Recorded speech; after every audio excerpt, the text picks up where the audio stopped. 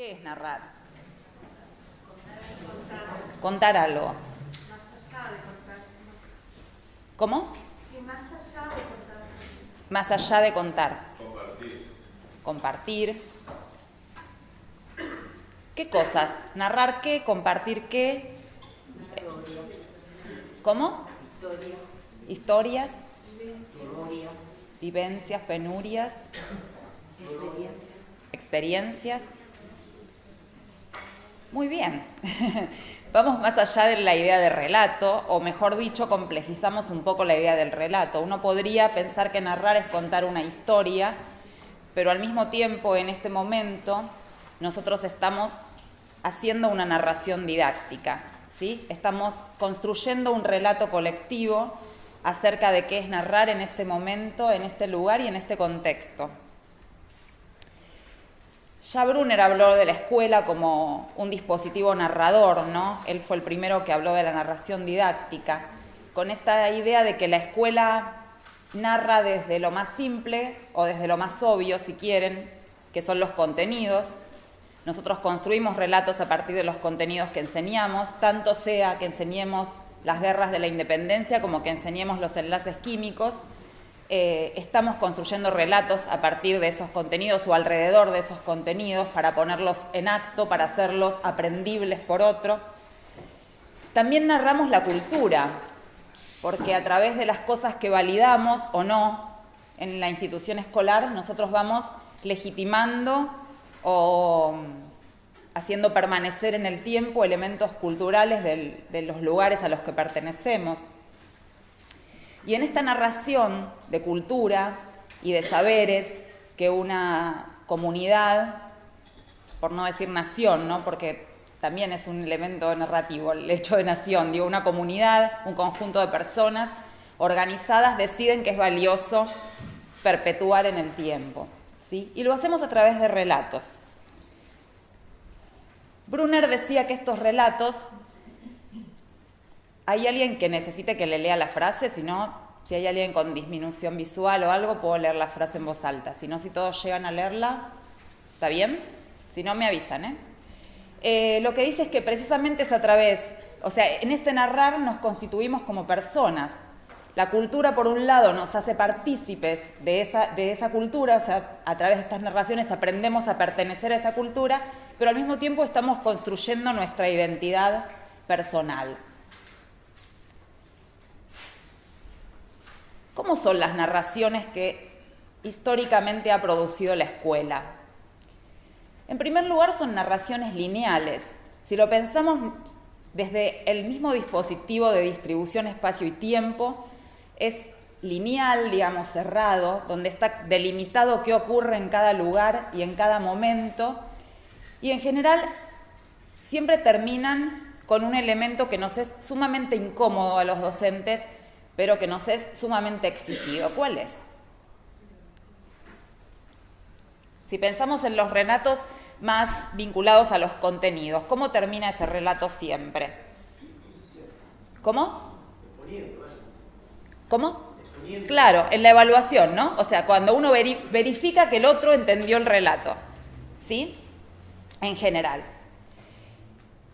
Hay un privilegio del lenguaje oral y escrito sobre otros lenguajes. Hay múltiples investigaciones que dicen que si bien otros lenguajes, como la imagen especialmente, han entrado a la escuela, siempre actúan como subsidiarias, decimos, del lenguaje oral y escrito. ¿Esto qué quiere decir? Lo digo para mostrar, para ilustrar, para mostrar, para ilustrar lo que yo estoy diciendo oralmente o lo que estoy leyendo.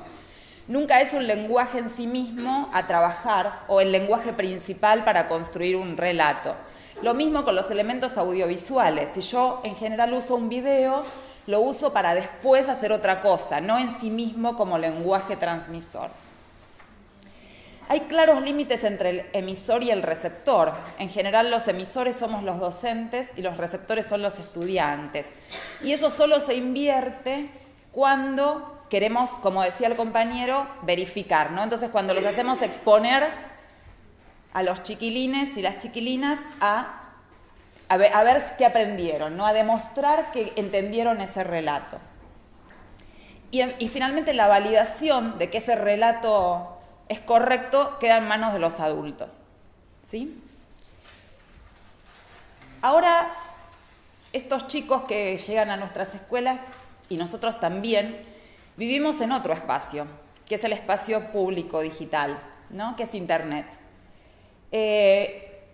Yo sigo diciendo que Internet es un espacio público, aunque hoy es una idea discutida porque cada vez más todo lo que significa el robo de datos y el acceso a la información es una cosa en discusión, porque en realidad es un espacio público privatizado, o sea, nosotros accedemos al espacio público de Internet a través de plataformas privadas, ¿sí? En Twitter, en Facebook, en Instagram, etc.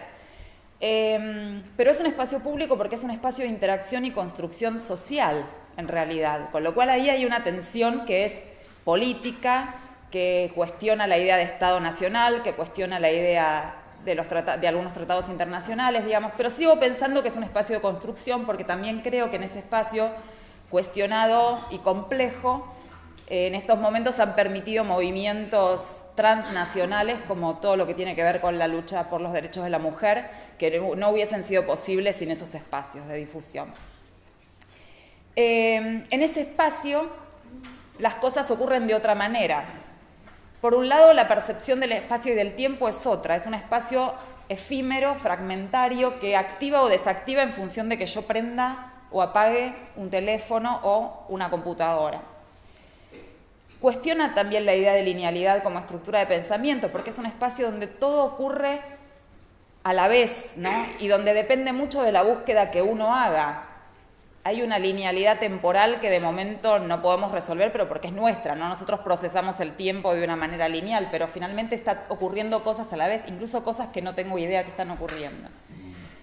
Cambia la forma de vincularnos con los otros, porque tenemos acceso a estar en contacto con gente que a lo mejor no tiene nada que ver con nuestro universo directo. Y en consecuencia cambia la forma en que construimos nuestra identidad.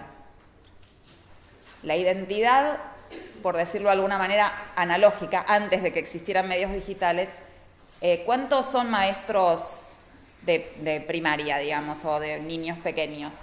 Bueno, muchos, muy bien.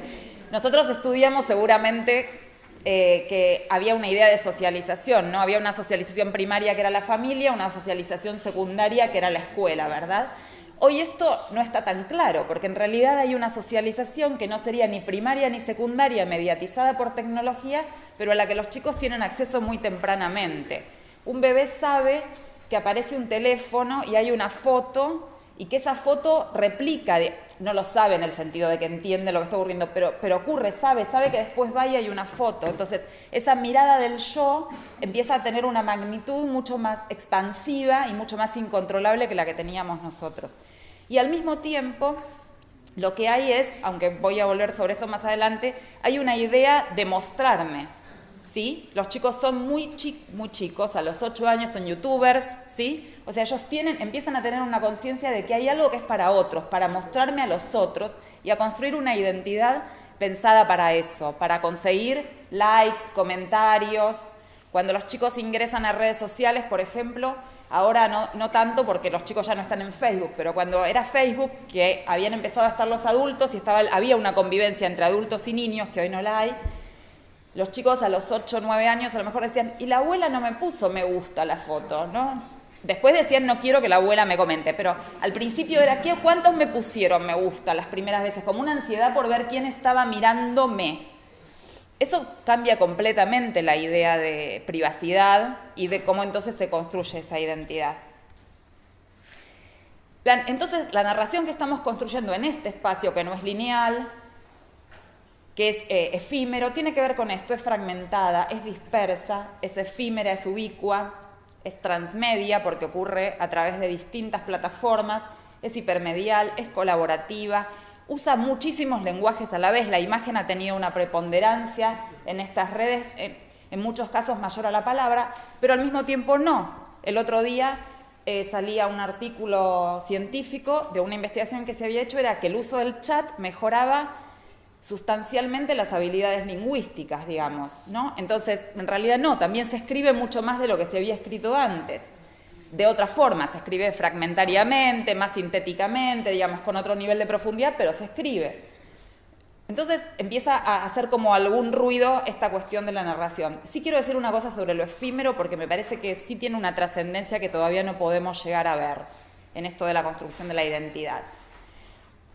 Nosotros, la mayoría de nosotros, quiero creer, si alguno no pasó por esta experiencia, no me lo cuente que me deprime. Nosotros sacábamos una foto y ¿qué pasaba? Había que esperar, primero había que elegir cuántas fotos sacar porque teníamos 24, 36. En todas unas vacaciones teníamos eso. Después teníamos que volver, revelarla. En algunos casos depende, porque a veces mi papá decía, este mes no puedo, lo revelamos el mes que viene. Este mes pagué las vacaciones, el mes que viene revelamos porque era caro. Y entonces había que esperar qué había salido de eso, ¿no? Entonces para nosotros ese objeto tiene un precio emocional, porque tiene todo un proceso atrás. Por eso guardamos las fotos. Esto no existe. Hoy sacamos la foto, en todo caso servirá para contar lo que estuvimos haciendo ahora, y en un mes nadie se acordó de esta foto.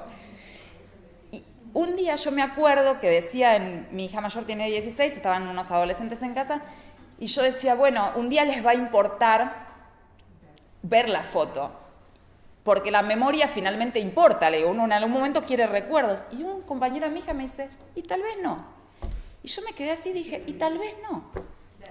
Y si resulta que no, que deja de importar, lo que pasa es que cómo va a afectar eso, el proceso cognitivo de la memoria, que es otro proceso, que no es emocional, sino que es precisamente cognitivo, cerebral, biológico. No lo sabemos, estamos ante preguntas, pero esto está ocurriendo.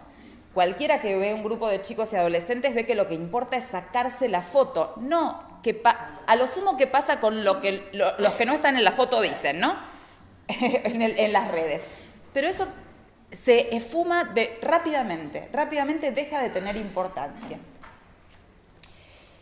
De esa forma, ellos están empezando a narrarse a sí mismos.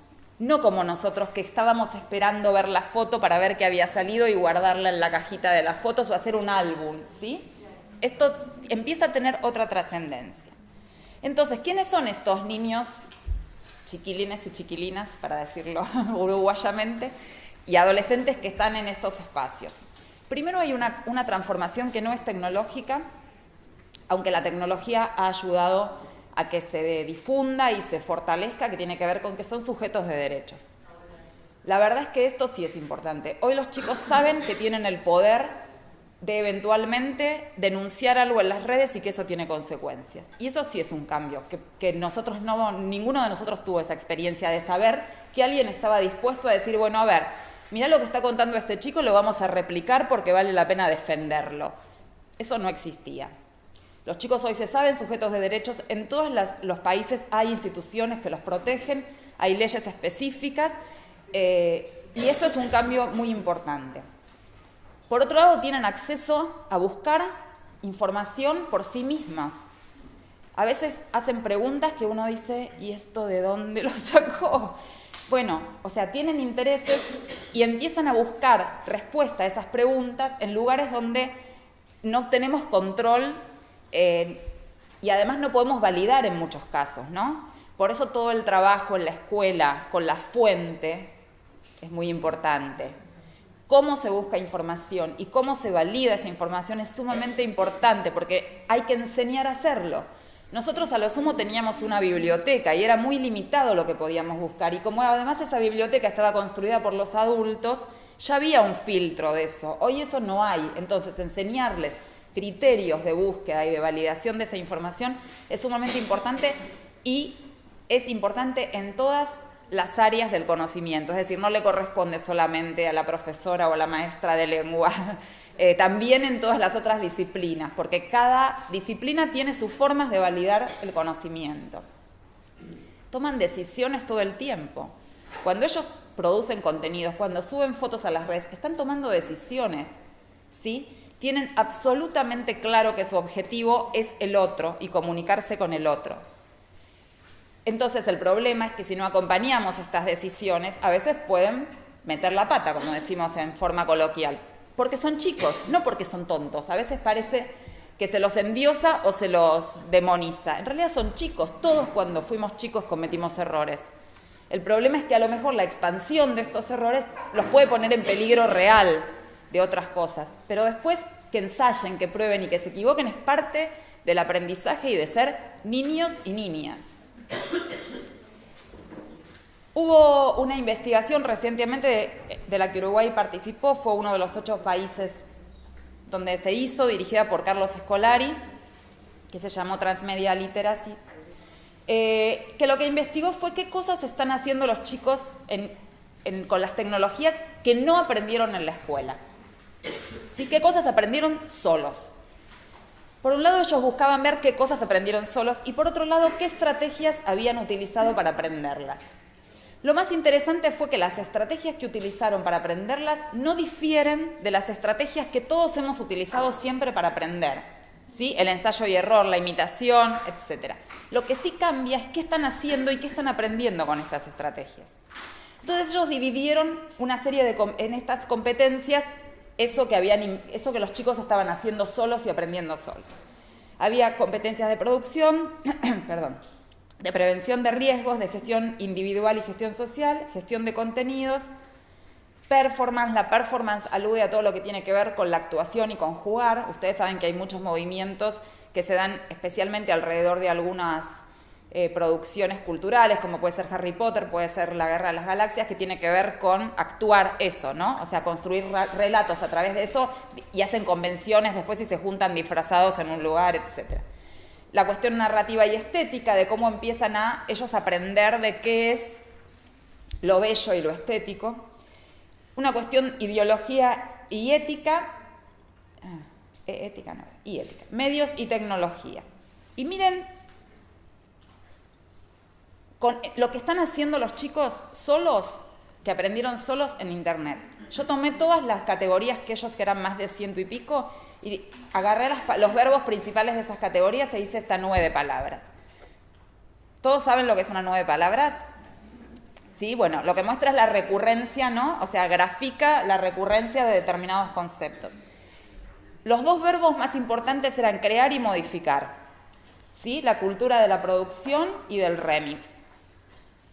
Pero después, fíjense, usar, gestionar, editar, o sea, están tomando decisiones todo el tiempo y haciendo cosas, produciendo contenidos, narrándose como personas y construyendo su identidad con todas estas herramientas.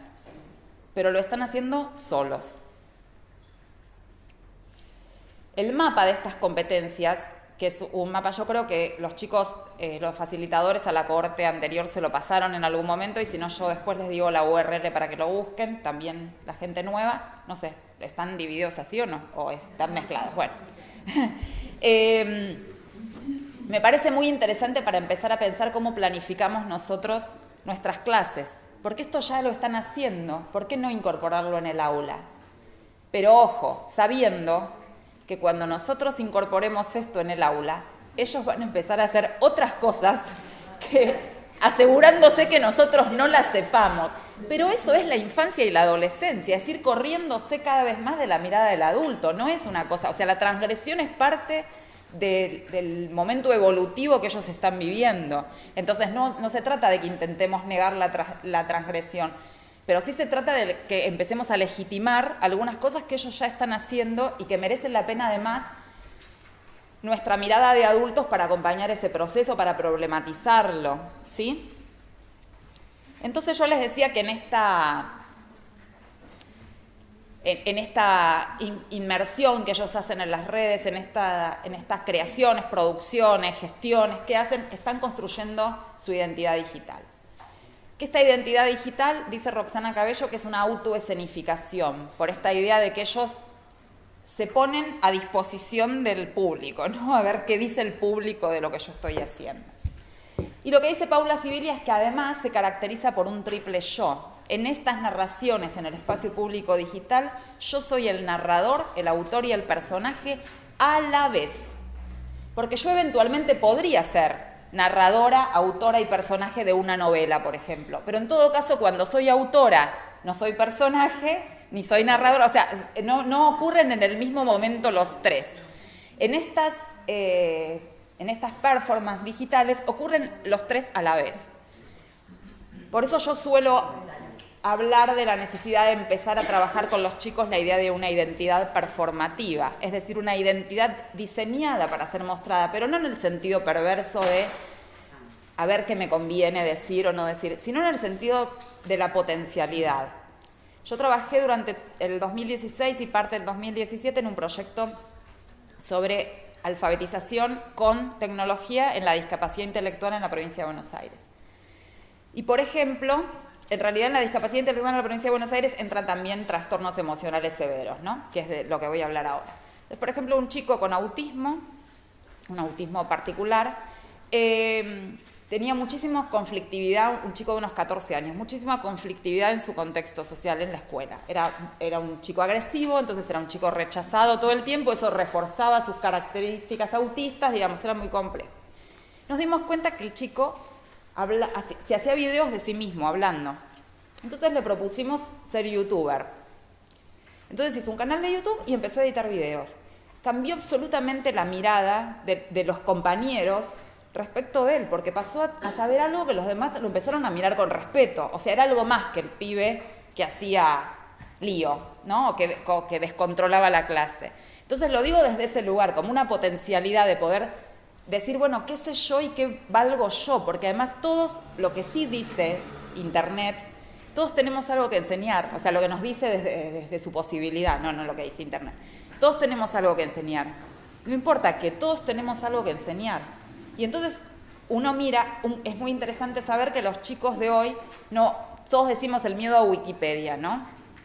Además de que no hay que tenerle miedo y que es un elemento muy interesante para trabajar. Los chicos buscan en YouTube, los chicos no buscan en Google. Cuando quieren buscar información sobre algo, la buscan en YouTube. Y en YouTube hay desde cómo hacer una torta, hasta cómo resolver un videojuego, hasta ejercicios de lengua para segundo grado y tercer grado, digamos. O sea, están buscando ahí. Entonces, enseñarles, bueno, a ver, ¿qué tienen ellos para enseñar? ¿Y cómo se construye ese discurso para enseñarlo en esa plataforma? A mí me parece que es sumamente valioso. Yo tuve una experiencia con mi hija menor, que ahora tiene 11 años, pero esto fue hace un año más o menos. Allá, no sé si acá también, pero allá se puso de moda esa idea de una cosa que llaman slime, que es una cosa que se estira, es un asco absoluto. Y hay un montón de tutoriales en YouTube sobre cómo se hace. Que el jabón Ariel líquido con no sé qué, que el bórax, que es tóxico, entonces empezaron a hacer tutoriales. No les salía, con lo cual agarraban un tutorial, hacía lo que decía el tutorial, no les salió, tiraban todo, agarraban otro tutorial, compraban todo. Entonces un día le dije, bueno, a ver, ¿por qué no nos sentamos a ver el tutorial? Entonces empezamos. Primero, ellas miraban lo que hacían en los tutoriales, pero no escuchaban, miraban. Entonces por ahí la chica del tutorial decía, hay que poner 100 centímetros cúbicos de cola vinílica. Ellas que miraban, que ella agarraba y ponía cola vinílica. Los 100 centímetros cúbicos nunca lo habían escuchado. Entonces, claro, no les daban las proporciones. Entonces yo empecé a hacerles esas preguntas. Entonces en un momento una compañerita de mi hija me dice, pero entonces enseñar no es mostrar. Digo, llevo 25 años intentando hacer otra cosa, es algo un poquito más complejo. Pero entonces ahí cuando les salió les dije, bueno, ahora su responsabilidad es hacer un tutorial explicando con todos los elementos que a ustedes les faltaron de los otros para que otro aprenda, digamos. Porque acá hay una cosa que sí es importante. En esta cultura el aprendizaje se cierra cuando yo lo pongo en circulación con otro, cuando se lo doy a otro, ¿sí? Yo aprendí gracias a que un montón de gente antes aprendió, intentó, pero sobre todo compartió su información. Bueno, mi responsabilidad es compartir también, ¿sí? Esto tiene mucho que ver con la cultura del copyleft, con la cultura del software libre, ¿no? Que tiene que ver, bueno, no, el conocimiento es social, pero para que sea social yo tengo que hacer mi aporte también. Si yo me beneficié de siglos de cultura, bueno, yo tengo que poner mi aporte en circulación. Entonces, esta identidad, este triple yo, esta autodesignificación, se construye en interacción con la tecnología, pero hay una cosa muy importante, y es que esta interacción con la tecnología de cada individuo está enmarcada por su contexto social y cultural, por lo que Bourdieu llamaba capital cultural. Es decir, que la escuela es fundamental para poder darle a aquellas personas que no tienen un adulto al lado en la casa que pueda problematizar este vínculo, enriquecer ese vínculo para que tengan una identidad mucho más fuerte, digamos, mucho más decidida, mucho más cuestionadora, pero en todo caso que no sean chicos que solamente van a poder compartir un meme sin cuestionarse qué contenido tiene ese meme, qué valores está poniendo en discusión, ¿no? Yo siempre digo, el tema del bullying no es una persona burlándose de otra. El tema del bullying es una persona burlándose de otra y cientos de personas compartiendo, dando like, ¿sí? En silencio, en una actitud de hostigamiento silenciosa, pero tan responsable como el que la inició. Pero a veces lo hacen sin darse cuenta, sin poner en dimensión quién es ese otro que es burlado y puesto en discusión y que sufre y a lo mejor nadie lo registra, ¿no? Entonces a mí me gustaría dejarles algunas preguntas, pero que son preguntas para que charlemos ahora un ratito, creo que tenemos, ¿no? Un rato para charlar. Y porque de verdad me parece que son cosas que tenemos que empezar a pensar en esta idea de cómo estamos narrándonos como escuela, como sociedad y como docente frente a esta realidad compleja. Por un lado es cómo producir narraciones didácticas que utilicen las competencias digitales, que utilicen la tecnología, pero que al mismo tiempo puedan construir visiones críticas. Esto que yo les decía antes. De un lado aparecía la idea de espacio público digital como panacea, ¿no? Como el espacio democratizador. En 15 años esto se transformó en una cuestión de campañas electorales ganadas robando datos de Facebook, ¿no? O sea, entonces, ¿cómo poner en tensión? ¿Cómo usarlas? Porque no podemos apagarlas, porque ya la transformación cultural está dada, pero al mismo tiempo cómo poder dar elementos para que los chicos puedan problematizar esto y saber que hay que ser activos y tomar decisiones y exigir medidas gubernamentales, judiciales, que tengan que ver con la protección de nuestros derechos personales. ¿Cómo producir narraciones didácticas que habiliten relatos divergentes? Decíamos antes que el relato de la escuela tradicional era un relato que se cerraba, lineal y cerrado, ¿no? Difícilmente, excepto los profesores de historia o aquellos curiosos a los que les importa mucho, algunos de nosotros tengamos versiones alternativas de los grandes hechos históricos de nuestros países. Excepto que de verdad nos importa, en general la mayoría de la gente se va a quedar con una versión del hecho. Estoy poniendo un ejemplo histórico porque es como el más fácil de ver, pero yo diría otros también, ¿no? Hablaba Carmen en la apertura y yo venía con esa línea en la cabeza de la cuestión de cómo habilitamos diversidades en la escuela, diversidades sociales, diversidades culturales. Han llegado tanto a Uruguay como a Argentina inmigraciones de países latinoamericanos recientemente, cómo les damos un lugar, ¿no? Cómo construimos relatos que los cobijen, que los hagan sentir parte. En muchos casos van a empezar a nacer argentinos y uruguayos que vienen de padres venezolanos, no sé, colombianos, de tantos lados. Bueno, ¿cómo les damos lugar? En Argentina, por ejemplo, ocurre mucho con las comunidades de Perú y de Bolivia. Bueno, ¿cómo habilitamos? Hay escuelas que han decidido, por ejemplo, izar la bandera aymara también. Bueno, claro, porque la comunidad es mayormente boliviana y peruana, más que argentinos. Bueno, hay que validar eso, están en Argentina y habrá cuestiones de Argentina que ellos tendrán que aprender, pero vienen de una historia, ¿no? Lo mismo con toda la cuestión de la diversidad sexual y bueno, y ahora también la cuestión del género, ¿no? Del feminismo. Hay una cosa muy interesante, por ahí es un poco compleja, pero se está hablando, aparece en realidad ya desde hace 20 años todo un movimiento que empezó en la pedagogía, se llama pedagogía descolonial, ¿no? Empezó en la pedagogía que tenía que ver con habilitar estos discursos, los discursos de las comunidades afroamericanas en Latinoamérica, los discursos de las comunidades de los pueblos originarios, pero ahora ha tenido una dimensión, ha ido creciendo mucho y en realidad se ha construido una corriente epistemológica que tiene que ver con la investigación en ciencias sociales, que se llama epistemología decolonial, que lo que dice es que todo lo que nosotros conocemos como matriz cultural y científica, desde la conquista de América hasta acá, es, a ver si me lo acuerdo todo, es eurocentrista, patriarcal, heterosexual, blanca y rica. Esa es la matriz que legisla sobre el poder, el saber y el ser. Es decir, legitima quién tiene el poder y quién no, qué es saber y qué no es saber, o sea, cuáles son los saberes que esa cultura considera válidos, y que esto incluye incluso los saberes científicos, porque los saberes científicos han sido producidos en esas lógicas, con lo cual ha habido a lo mejor ideas científicas que han quedado decantadas por esta lógica. Y finalmente sobre el ser, porque nos dice que quiénes somos, o sea, cómo nos ubica a nosotros como válidos o no válidos en una sociedad, ¿sí? ¿Quién dice que un especialista universitario es mejor que un maestro, por decir algo? ¿Sí? O sea, o quién dice que tener una profesión es mejor que no tenerla, que eso nos convierte en un valor, ¿no? Bueno, todo esto es una matriz que hay que deconstruir. La escuela ha sido parte de esta matriz, claramente. Bueno, esta matriz tiene que ser deconstruida. Para ser deconstruida tenemos que empezar a cuestionarnos, primeramente, dicen las feministas, y probablemente esto sea lo más difícil de todo, desde el lenguaje. Y entonces tenemos que buscar lenguajes alternativos para decir aquello que el lenguaje patriarcal no nos deja decir. Bueno, acá hay un trabajo que nos va a llevar mucho y que además nos viene muy fuerte.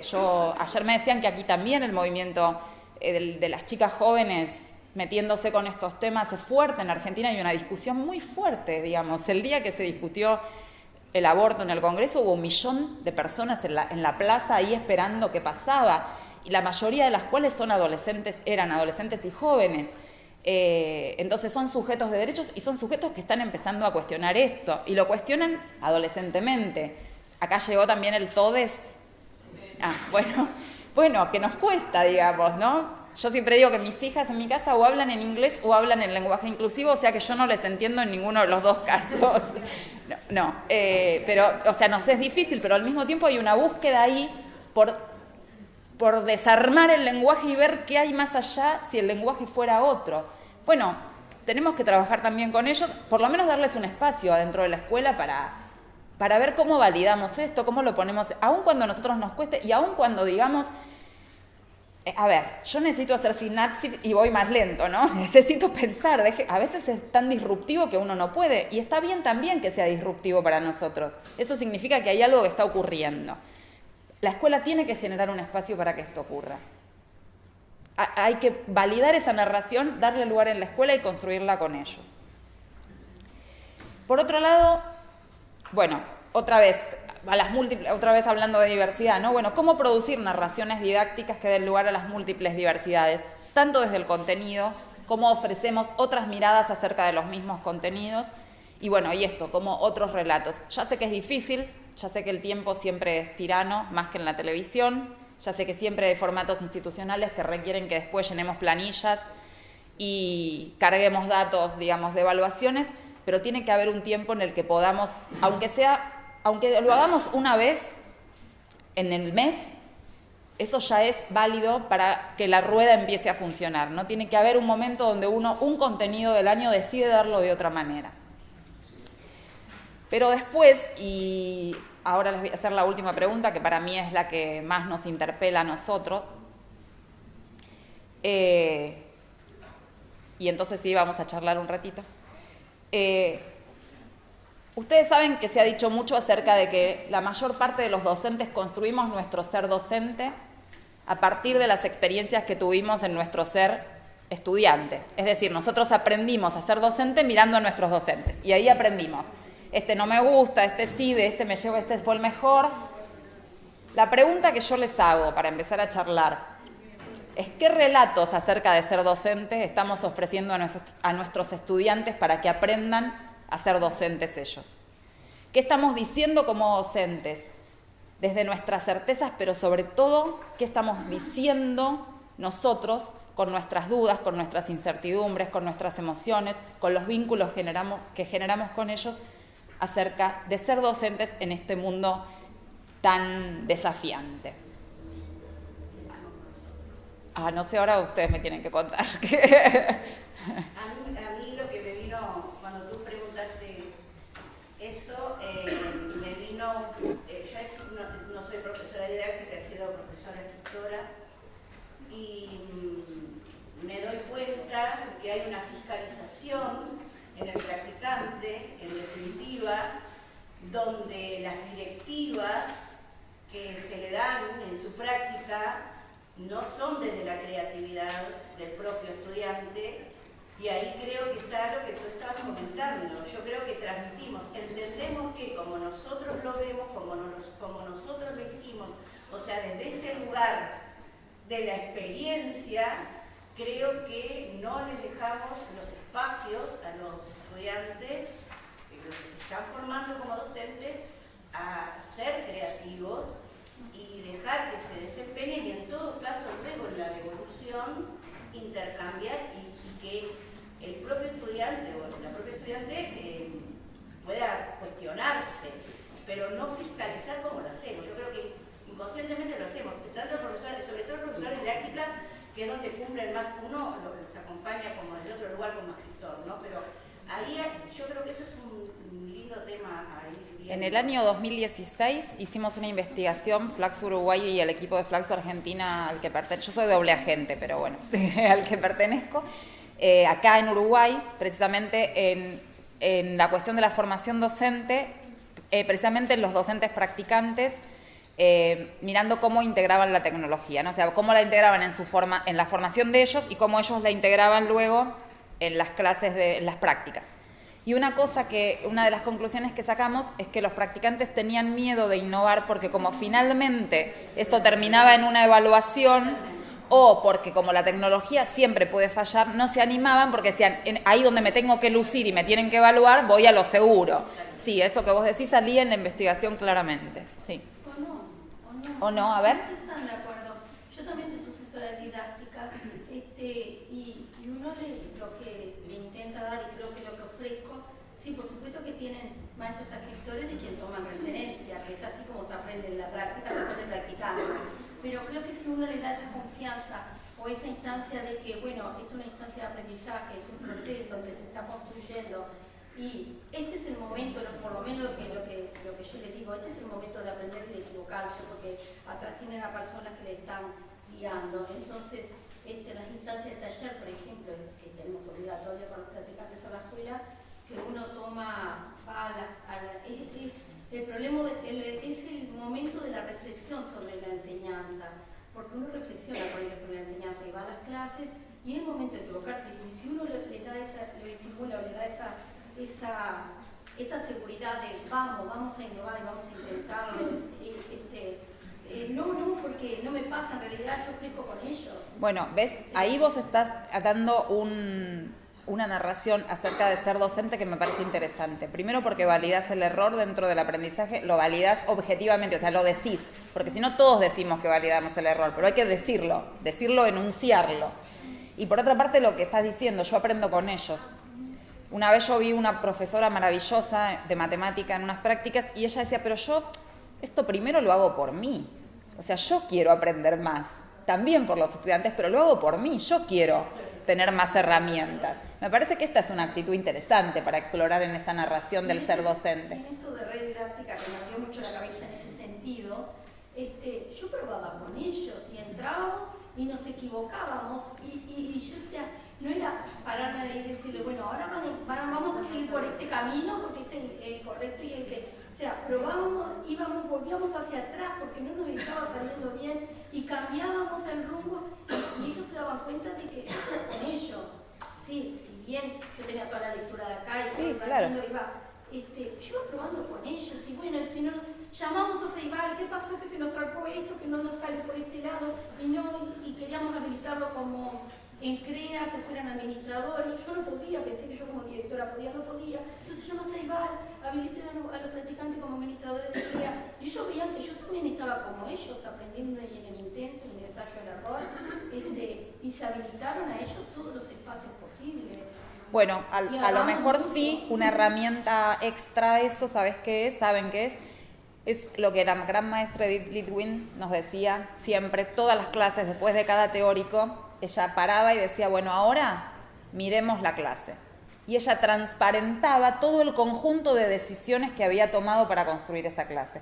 A lo mejor reconstruir cuáles fueron todas las estrategias que utilizaron para ir salvando estas dificultades, porque eso va a ser un gran aprendizaje, ¿no? O sea, saber que esas estrategias las tienen a disposición y que las dificultades van a estar, pero que siempre hay una forma de volver a ellas. Eso sería interesante también. ¿Qué más?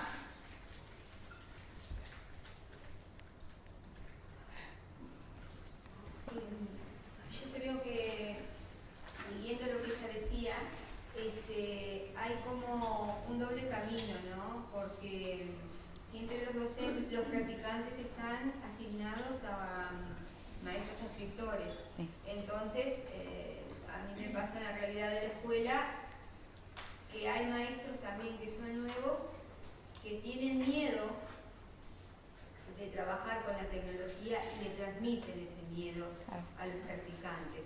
Entonces, ellos van a poder buscar a quién poder dirigirse en el caso de querer modificar esas prácticas educativas, ¿verdad? Sea el maestro escritor, sea el director, sea el subdirector, ver distintos actores en la escuela que le posibiliten y les abran las puertas, ¿verdad? Por eso yo decía cómo creamos narraciones que permitan esa divergencia. A lo mejor no se puede institucionalmente, pero sí actores determinados que habiliten canales de diálogos a los que puedan recurrir. Sí, a ver, claramente tiene que ver mucho con quién guía este proceso. Y seguramente estamos en un momento donde es muy diversa ese quién guía, ¿no? Con diversas estrategias. De lo que se trata es de ver cómo cada vez más ampliamos esas estrategias, sí. No, creo que, retomando lo que decían las compañeras, es que estamos en un momento que es como hay que empezar a cambiar la cabeza, en donde por mucho tiempo el docente se sintió seguro con lo que sabía, y entonces eso le da esa seguridad de dar la clase y orientar a un practicante. La tecnología nos pone en el desafío de que siempre estamos en la sensación de que no sabemos nada, porque todo el tiempo se está modificando y lo que he empezado a ver es que los docentes ya están perdiendo ese miedo de decir, no sé, pero bueno, a ver, vení y le dan al alumno el recurso y bueno, y aprendemos juntos, o por lo menos habilitan espacios para que lo presenten como los alumnos a los que van a presentar y exponer, por ejemplo, como prefieran. Entonces es como ir perdiendo ese poder, centrar más en el estudiante, en el practicante o en el alumno, en el caso del maestro que está con sus niños, ir perdiendo ese miedo a soltar el poder de la clase. Bueno, vemos juntos, aprendemos juntos y bueno, y es una, como decía la compañera, en realidad es ir cambiando, buscando el camino y aprender juntos para que no sea, una limitante no conocer la tecnología. En realidad, el que tuvimos el saber también fue una idea siempre artificial. Primero porque si ustedes lo piensan, el lugar de los docentes en la estructura de saber, por decirlo de alguna manera, en una sociedad, era el lugar de transmitir el saber, no de producir el saber, ¿no? O sea, el saber se producía en otro lado, nos lo enseñaban, sobre todo reducidamente nos lo enseñaban y nosotros a la vez lo reducíamos aún más para pasarlo. O sea, éramos como un pasamano del saber, no es que teníamos el saber, pero había una ilusión de que teníamos el saber en esta estructura así. Pero José Miguel García acaba de defender hace un mes su tesis de maestría que yo dirigí y que precisamente tiene que ver con cómo enseña un maestro cuando no sabe. Discutiendo esa idea de saber. Tuvimos que pelear mucho con la universidad para que entienda lo que queríamos decir, porque es una universidad, la Universidad Nacional de Córdoba, muy tradicional. Entonces, que le discutiéramos el concepto de saber era una cosa difícil, que ahí tuvimos que hacerle frente. Pero básicamente él exploró los programas de Ceibal de inglés, donde tienen la maestra remota y la maestra en el aula, unos talleres de robótica y de ciencias. Y entonces ahí nos dimos cuenta, y esto es lo importante, es que nosotros podemos no saber un montón de cosas, pero nosotros sabemos enseñar. Ese es el valor que hay que poner en claro, porque entonces si no, después viene el discurso del maestro, no es importante, así intentaban atacar la tesis, ¿no? Decía que atrás del discurso de que el maestro puede enseñar aunque no sepa, viene que cualquiera puede enseñar. No, precisamente, podemos enseñar los educadores porque sabemos enseñar, porque nuestro saber es pedagógico y didáctico. Entonces tenemos que poner en valor eso y tenemos que poner a circular todas las estrategias que sí tenemos y que la didáctica ya nos dio. O sea, no estamos inventando. La idea de poner al alumno en el centro del aprendizaje es de la escuela nueva de 1920. No es nueva. Entonces, tenemos que desempolvar esas estrategias y ponerlas en las aulas, digamos, ¿no? Entonces, sacarnos la idea de que lo que tenemos que saber es el contenido, porque lo que ya sabemos son las metodologías de enseñanza, son las estrategias para hacer que otro aprenda. ¿sí? Busquemos en esas estrategias que a lo mejor no estuvimos utilizando. A lo mejor estuvimos privilegiando la explicación y la validación del conocimiento. Bueno, privilegiemos las estrategias de indagación. Partamos por hacer preguntas y no por dar respuestas, ¿no? Enseñemos a preguntar, a hacer nuevas preguntas. Por ahí me parece que viene la mano. ¿Sí? Una pregunta, en eso del saber específico, ¿no? Vos hablabas del tema de guiar, por ejemplo. Yo no entiendo cómo puedo guiar si no tengo un saber específico bien afianzado. O sea, es el papel de la didáctica específica más que de la didáctica general, ¿no? Pero lo mismo cuestionar y hacer cosas que sean deconstructoras, justamente. O sea, no lo entiendo si no lo veo desde el saber específico. Claro, y a mí me pasa la inversa. A mí me pasa la inversa. Y vos sabés que estoy en este momento trabajando estoy dirigiendo una colección de materiales didácticos que ellos le llaman en el Ministerio digitales, pero que son simples PDF, con lo cual me tienen de muy mal humor. Pero entre las cosas que me pasa es que los especialistas de didácticas específicas les cuesta mucho entender que hay atrás un modelo didáctico general, digamos, que hay que entender. Lo que vos decís es cierto y tiene que ver con la formación. Ahí hay una discusión entre la didáctica específica y la didáctica general. A mí me parece que en principio hay que plantearse las cuestiones generales, porque en realidad uno puede hacer leyes generales, leyes, por decirlo de alguna manera, ¿no? Digo, uno puede sacar ideas generales de la enseñanza que después va a ir articulando en cada disciplina. A lo mejor es más difícil hacerlo a la inversa, cuando vos ya tenés muy atada la disciplina, digamos, y muy vinculado a eso, pensar cómo enseñar otra cosa.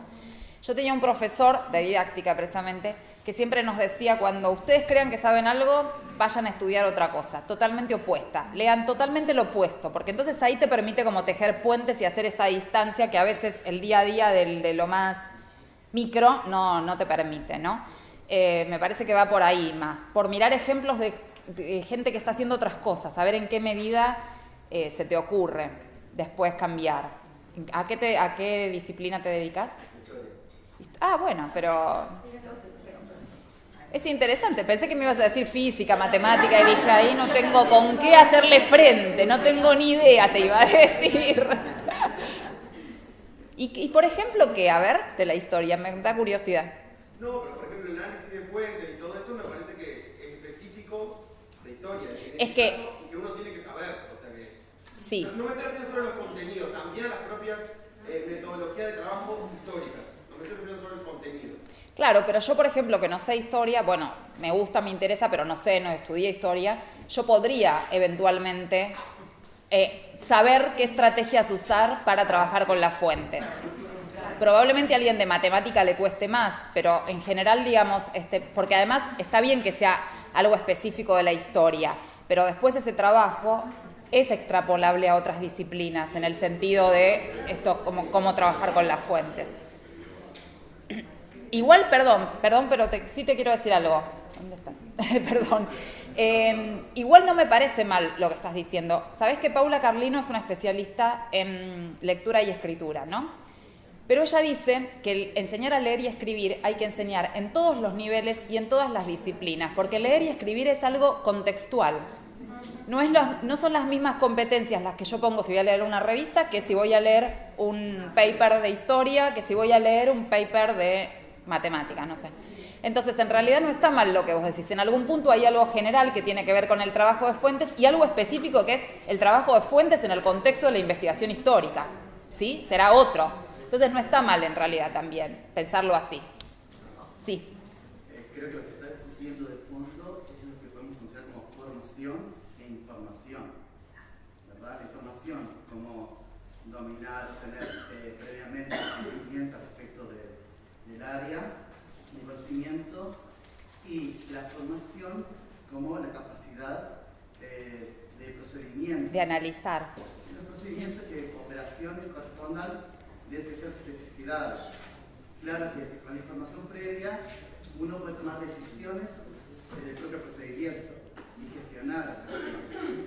Creo que estoy discutiendo de fondo un poco eso, ¿verdad? El saber previo del contenido temático, sea de historia, literatura, matemáticas, y después la capacidad docente de propiciar instancias justamente de aprender a aprender, de aprender a hacer, de preferencia el contenido, porque eso también permite la transferencia a otras instancias y un conocimiento significativo no solamente temático, sino cuando, por ejemplo, realizamos una actividad en función de una temática, el propio proceso debe ser de aprendizaje para que el estudiante en esa instancia de clase, o en otra instancia como docente, o en otra instancia de su vida, pueda resignificar esa práctica y tratar los conocimientos de temáticas o guiar a otras personas.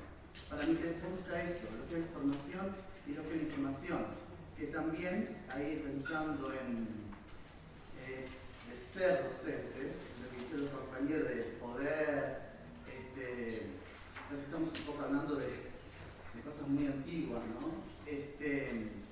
Pero de hecho, si el docente entiende realmente su rol como orientador de procesos en el contacto que vamos teniendo con los estudiantes y en el formador de personas que deben ser conscientes del hacer, porque los temas van a ir cambiando.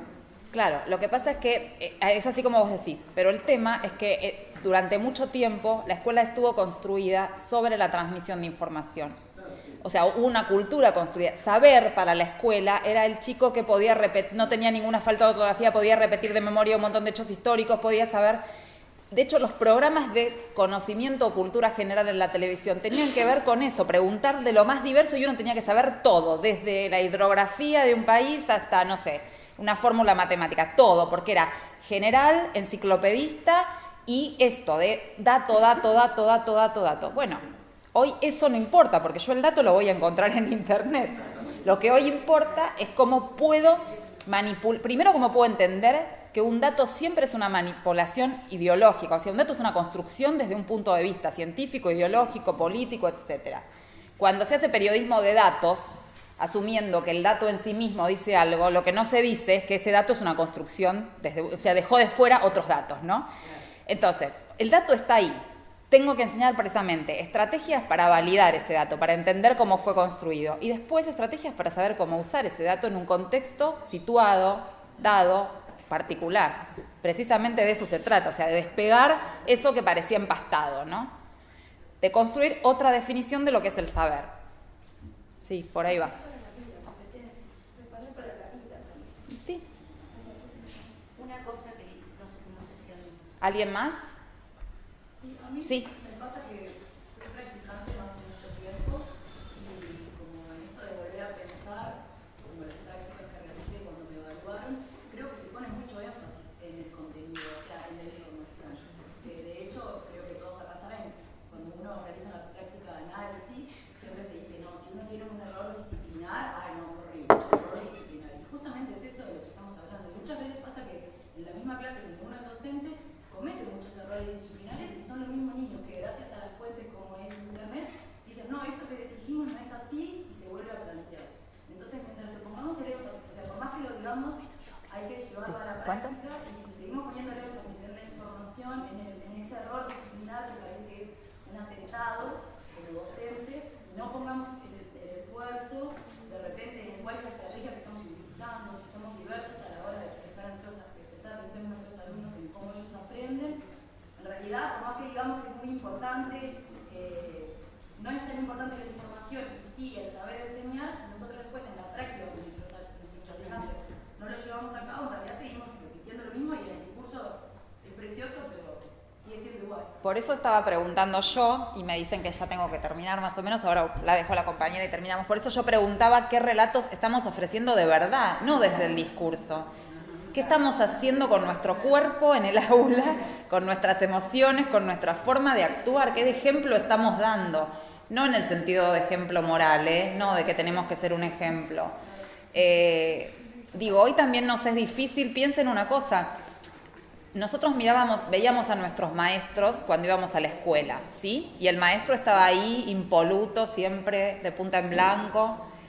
Hoy los chicos, a los 5 minutos de saber quién es su maestro, lo googlearon y tienen la foto de Facebook, de Instagram, ya sabe si tiene novia, amante, de las dos cosas, ¿entiendes? Si estuvo disfrazado del Guasón un día en la fiesta de Nochevieja.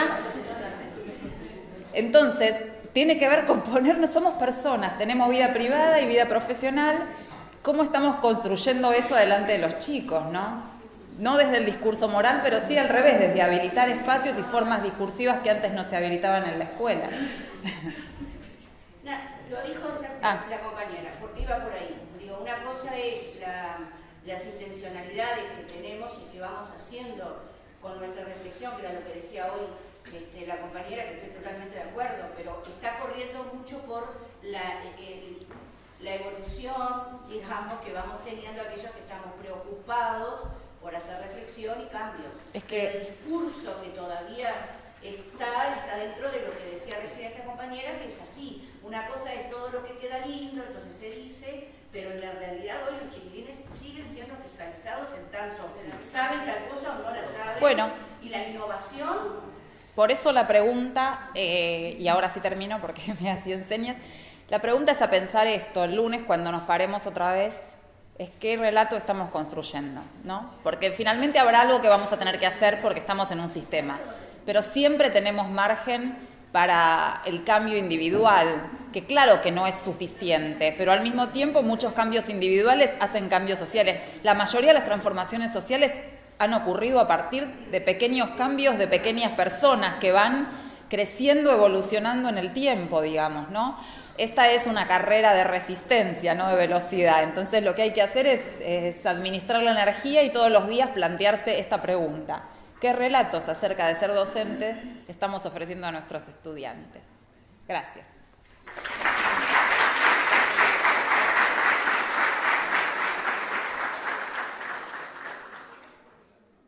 No se vayan.